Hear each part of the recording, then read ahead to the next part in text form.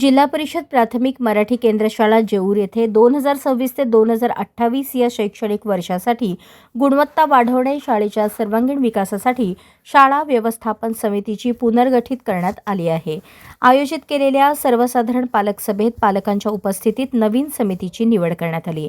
शाळा व्यवस्थापन समितीचे अध्यक्ष म्हणून इरण्णा शरणप्पा चौलगी, उपाध्यक्ष कमलाबाई शांतय्या स्वामी यांची सर्वानुमते निवड करण्यात आली.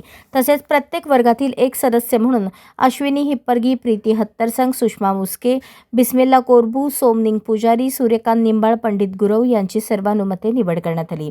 या समितीचा कार्यकाळ पुढील 2 वर्षांसाठी राहणार असून शाळेतील विद्यार्थ्यांच्या प्रगतीसाठी विविध उपक्रम राबवण्याचा निर्णय घेण्यात आला. समितीच्या बैठकीत शैक्षणिक दर्जा उंचावणे, पायाभूत सुविधा सुधारणा, स्वच्छता अभियान, विद्यार्थ्यांच्या सुरक्षिततेस प्राधान्य देण्याबाबत चर्चा झाली.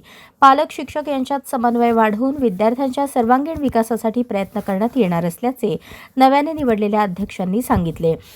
या प्रसंगी जेऊर गावचे उपसरपंच काशीराया काका पाटील, पोलीस पाटील रहमान अत्तार, मुख्याध्यापक आमसिद्ध उमराणी, कन्नड शाळेचे मुख्याध्यापक राजकुमार पाटील, इरण्णा भरमशेट्टी, अध्यक्ष सिद्धाराम कापसे आदी उपस्थित होते.